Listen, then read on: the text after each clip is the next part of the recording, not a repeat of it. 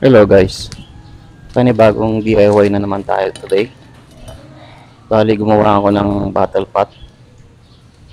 Ito yung wine bottle or liquor bottle na ginawa kong paso. So binutasan ko siya.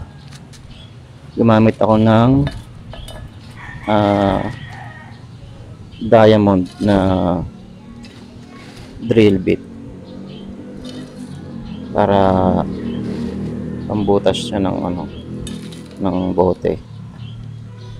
So special tool siya para lang sa mga glass.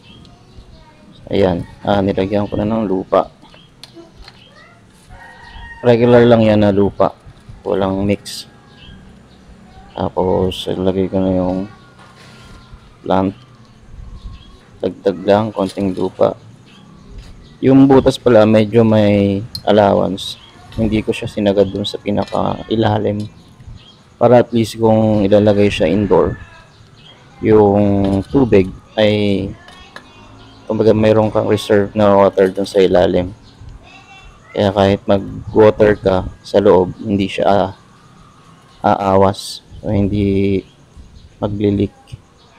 So yung butas, ang purpose talaga is para dun sa ugat, para may hingahan yung ugat. Ayan. So dilig-dilig, lagyan natin ng tubig. So yung daan nito, pwede siyang outdoor, pwede siyang indoor.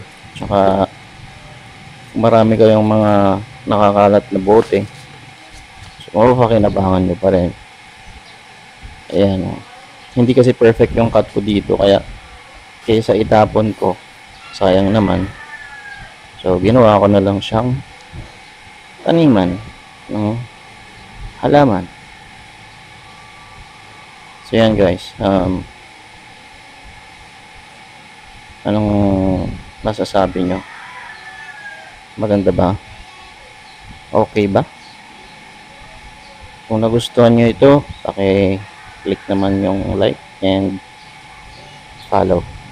Thank you.